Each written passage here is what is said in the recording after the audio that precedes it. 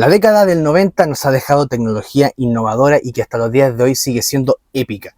El famoso PlayStation, que hoy en día está en su quinta edición, además de dispositivos móviles como el famoso Nokia 5110, que por cierto les voy a dejar una tarjetita acá porque yo hablé de eso hace un par de videos atrás. Pero el día de hoy vamos a hablar desde el otro lado de la vereda, los premios Razzie, de la peor tecnología, no sé si la peor, pero inventos que para la actualidad hubiesen sido bastante innovadores, pero para aquella época, la verdad, no prosperaron, no tuvieron éxito.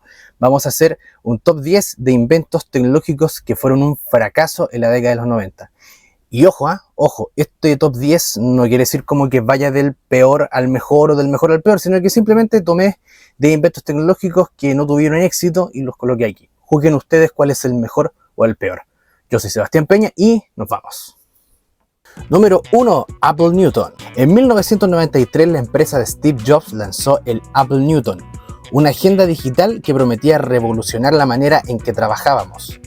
Podías escribir a mano en la pantalla y el sistema reconocía el texto, o al menos en teoría lo reconocía.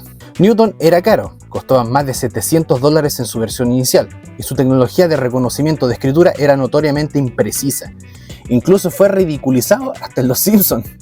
Chalo, toma nota en tu Newton. Golpear a Martin.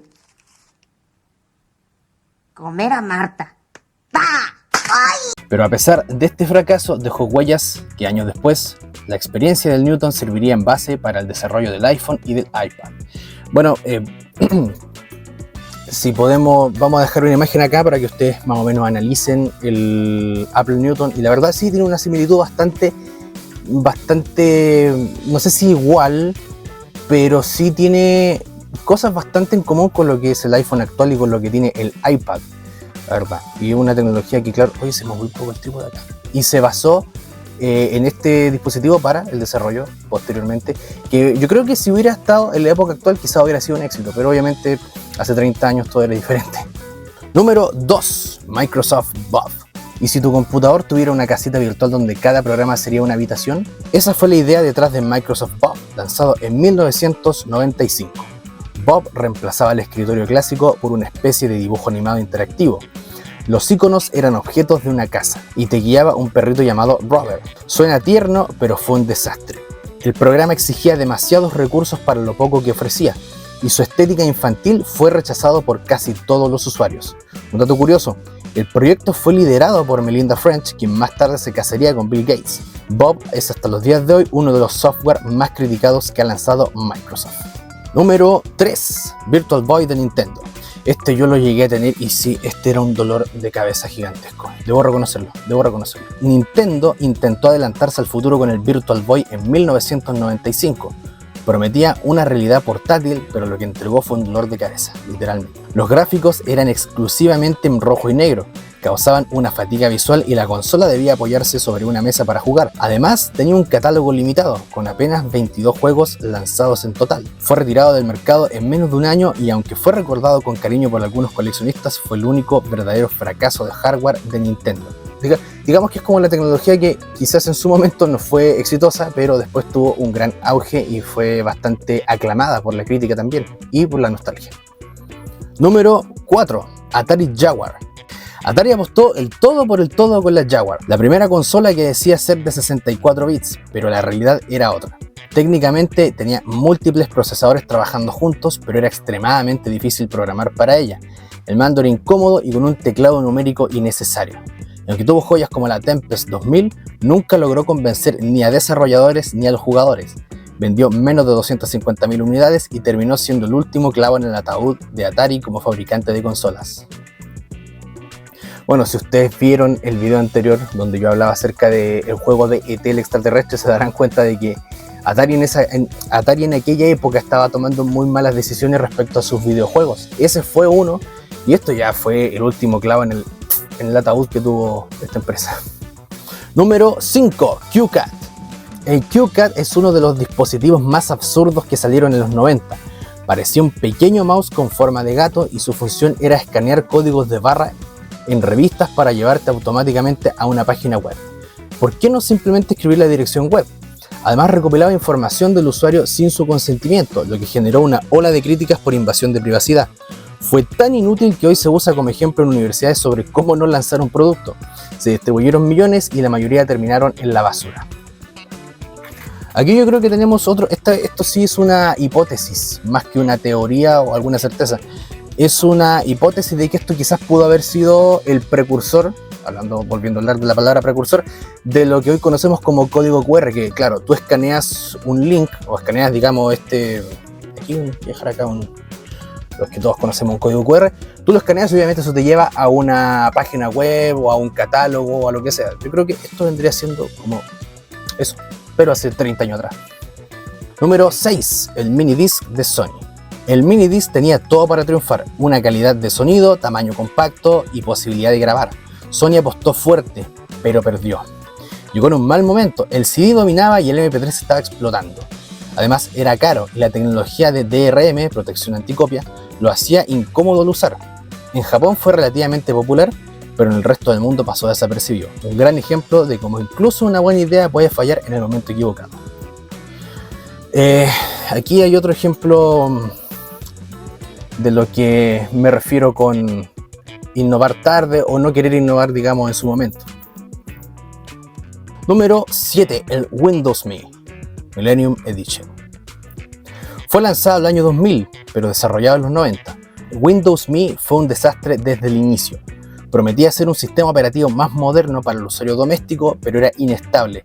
Tenía problemas de compatibilidad y ganaba pantallas azules con solo mirarlo. Duró poco, apenas un año después Microsoft lanzó el Windows XP, que solucionaba muchos de sus problemas hoy en día. Windows Me fue una especie de leyenda negra entre los sistemas operativos. Yo tenía la intención de hablar de esto hace varios... O sea, nunca... Si no lo hice fue porque realmente no me di el tiempo para... Ay, ¿por qué se mueve tanto el trípode? Si no lo hice fue porque precisamente no me di el tiempo para buscarlo, pero vamos a hacer una pequeña review de esto, de este sistema operativo.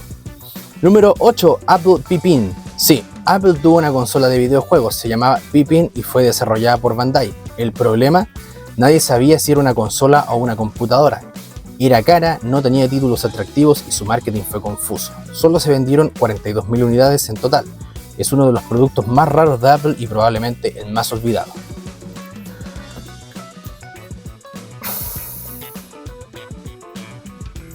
La verdad, desconocía totalmente este producto, la verdad. No sabía que Apple en algún momento había tenido intenciones de lanzarse a los videojuegos. No. Número 9, Laserdisc. El Laserdisc tuvo una segunda oportunidad en los 90, gracias a su calidad de imagen superior al del VHS. Pero seguía teniendo los mismos problemas. Era caro, los discos eran gigantes y no se podía grabar en casa y el catálogo era limitadísimo. Con la llegada del DVD, el Laserdisc desapareció definitivamente. Eso sí, su huella la dejó también. Fue pionero de menús interactivos y pistas de audio alternativas. Bueno, ¿qué podemos decir de esto, la verdad? Número 10, Nintendo 64 DD. Nintendo intentó expandir su Nintendo 64 con un periférico llamado 64DD que usaba discos magnéticos. Solo fue lanzado en Japón y venía acompañado de un software experimental. Era interesante, pero llegó tarde. Tenía escasos juegos y rápidamente abandonado. Solo se vendieron unas 15.000 unidades y hoy es una rareza de colección y un símbolo de que las ideas no llegaron a concretarse. Bueno, la verdad el tema de los discos magnéticos siempre ha sido un caos porque siempre yo los he considerado inestables. Incluso desde el momento en que los discos magnéticos eran como como lo máximo, digamos, hoy en día obviamente prefieran usar discos sólidos realmente para todo. Los computadores ya casi ni vienen con los discos magnéticos, se pegan, son lentos, son inestables y se rayan, y si los pasáis a rayar un poquito ya son inutilizables, la verdad. Así que deséchenlos. Bueno, y en conclusión, ¿estos productos fallaron? Bueno, la verdad es que sí, y bastante. Pero pensemos una cosa, chicos, de manera más fría y analicemos un poco la situación. Si estos productos no hubieran fallado en aquella época, quizás ni siquiera podamos estar disfrutando de los que actualmente disfrutamos, valga la redundancia. No podríamos estar disfrutando de un iPhone, no podríamos estar disfrutando de un iPad, no podríamos estar utilizando un LED, un televisor LED, no podríamos estar utilizando tampoco las plataformas de streaming, ya aquí me estoy lanzando para otro lado, pero todos entendemos que la tecnología actual o los dispositivos actuales que existen tienen una base en la tecnología que en algún momento fracasó o en los intentos que tuvieron para lanzarlos y finalmente no funcionó. ¿Entiendes? O sea, siempre todo deja un legado y siempre hay que sacar algo positivo de algo que falló. Eso es una lección muy importante que nos deja todo esto. Y bueno, y para la audiencia ya más, o sea, no quiero decir vieja, pero para la audiencia, digamos, que tiene más años, que creció con esto, ¿se acuerdan de alguno de los dispositivos que acababa de mencionar acá? Si es así, déjalo en la caja de los comentarios. Chicos, yo voy a dejar acá mis redes sociales, mi página de TikTok, síganla también. Acabo de subir, de hecho, un reel, o sea, un short para TikTok ayer. Espero que lo vean, lo voy a dejar acá. También suscríbanse a mi canal de YouTube. Acá voy a dejar el monito aquí para que se puedan suscribir. Y eso, chicos, espero que les haya gustado el video. Si tienen algo más que agregar acá, algo que quizás a mí se me haya pasado, por favor, tengan la libertad de poder escribirlo todo acá en la caja de los comentarios. Me despido, yo soy Sebastián Peña y nos veremos en el siguiente video.